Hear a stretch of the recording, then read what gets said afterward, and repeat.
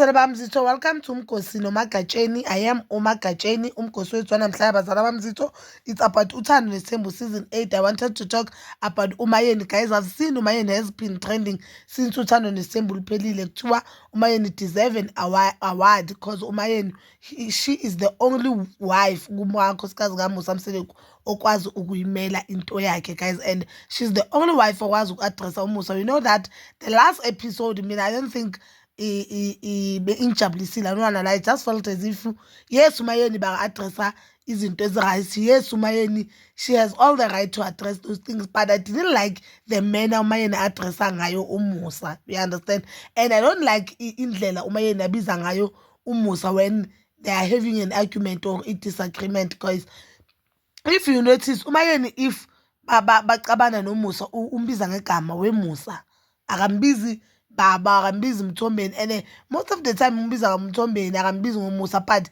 mase baqabana umbiza kahle ngoMusa to show him ukuthi you know what, now I'm angry and now ngizokubiza ngegama lakho. Indlela akhuluma ngayo, the tone akhuluma ngayo noMusa, I really didn't like it. I don't wanna lie. Sengicisha sanwana cama afunje ukucama mama zalami sithi I just felt as if Umayeni this season bekakwatile more than anything, and this season of Uthando Nesithembu showed ukuthi amakhosikazi amaningi eSouth Africa balimele. So seeing Umayeni azimela kangaka, to them iba yinto ukuthi yes at least khona umuntu okwazi ukuyimela lento le. And remember guys, Umayeni ungene ushade noMusa Mseleku knowing ukuthi uMusa uyindoda yesithembu.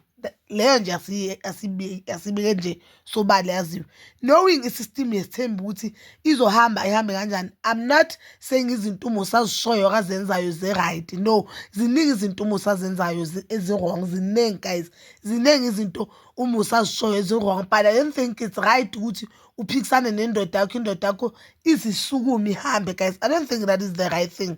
I really don't think so, guys. I really don't think it's a right thing. Yes, ngiyavumelana noMayeni on the last episode uthi akafuni ukuya ku-meeting. Obviously, she had her own reasons yokuthi angafuni ukuya ku-meeting, and uMusa was wrong on forcing Umayeni ukuthi aye there, because amanye amakhosikazi mawathi I don't want to be part of that thing. He understand, but indlela akhulume addresse ngayo uMusa on the diary, no. And I've noticed one thing uMusa ishoyo ngoMayeni, guys. Umayeni has this behavior of if baxabana noMusa ulanda into zakudala, and I don't think that is how uzohila. She won't heal if yenza kanjalo, because you cannot kuthi if into sesikhulumile siyilungisile and we are moving forward masicala kuba nento ebakhona noma incane kangakanani noma inkulu kangakanani, then when you decide you know what, I'll go back kule yasemuva so that argument yami izoba nesindo. Yes, argument yakho izoba nesindo na ngoba soqala uvusa into ayenza ngo-2000 while suku-2025, vele argument yakho izoba nesindo, and yes ama viewers will be on your side, but manje asikhuluma ngale nto le. We've moved from that thing, but I'm just understand. But again, I do like Umayeni, but there are certain things or certain behavior that I didn't like about her this season, guys. Nasi sinisikhathi ngifuna ukukhuluma ngaso about uMakhumalo. The last episode bokushubile, guys. uMakhumalo uchintshile, uMakhumalo ukhulile, and I guess izinto imfihlo kaMseleku ukuthi athathe uMakhwela imhethile uMakhumalo more than everything. Izuthi uMakhumalo ubuhlungu more than everything, because you could see ukuthi even indlela akhuluma naye ngayo ukuthi even though itone yakhona still has a respect, but ima-question awabuza uMusa, those are questions we've never expected ukuthi uMakhumalo uzowabuza uMusa, because uMakhumalo has always been on his side la kaMusa noma ngabe uMusa wrong. She even said yena amakhosikazi amzondela ukuthi if bona balahlela uMusa izandla yena akamlahlela uMusa izandla.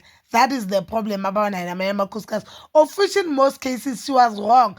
Now she's right, but ke uMusa, guys, ushisikhathi. Remember Umayeni used to say abantu noma ngashongo unkosikazi bakasho ukuthi abantu when the cameras are on baba abanye abantu, but when the cameras are off bayajika baba abanye abantu. Umayeni even this season stated that there's a time oke wangena engathi bokune-event endlini or bokunalama-meeting wabo.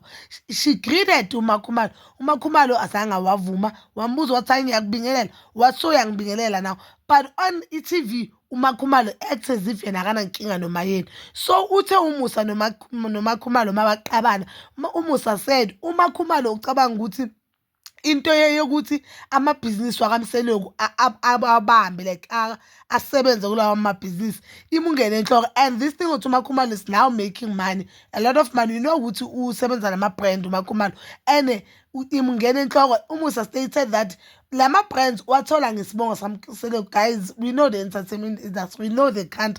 Let's just be honest. Yes, it's wrong ukuthi umusa ayisho vele umuntu masayisho i-wrong, but to be honest, we know these people, they get gigs via connections. Let's just be honest. And it's getting so much, even talented people, they don't get gigs. Like people, they were asking, does Umakhumalo really deserve to be on the Real Housewives of Durban? Because the Real Housewives of Durban, if guys ubheka into yakhona idila nabantu namadoda wabo who are rich, i-Real of Durban. But now I think ayisekho kanjalo. But then ngale nto uMakhumalo abantu aba-rich, so uMakhumalo akanayo luxury life. Uhlala nje emakhaya, bekahlala emakhaya eMzumbe. Maybe now because the allegations that babathengela izindlu kuzoba ngcono. Uhlala eMzumbe. Yes, she dress smart, but most of the time akagcoki i-designer clothes, akana fancy cars.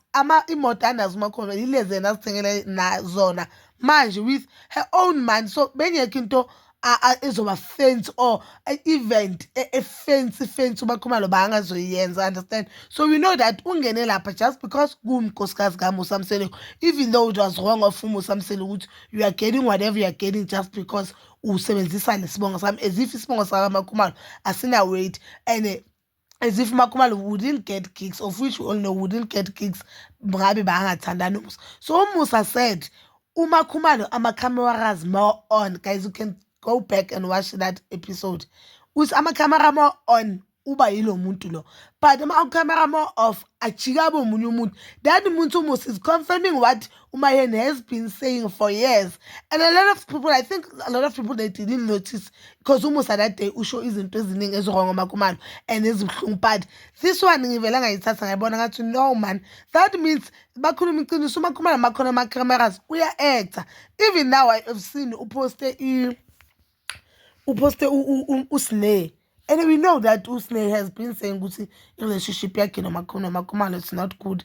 uMakhumalo makaye kwakhe kuba sawa. And the other day bayenza that meeting la uMango wabe khona athembisa uSneh ukuthi yeah wena, you do not talk to me like that.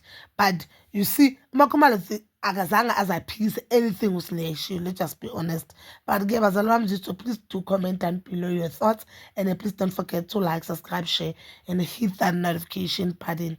Nginithanda ukuya nokubuya.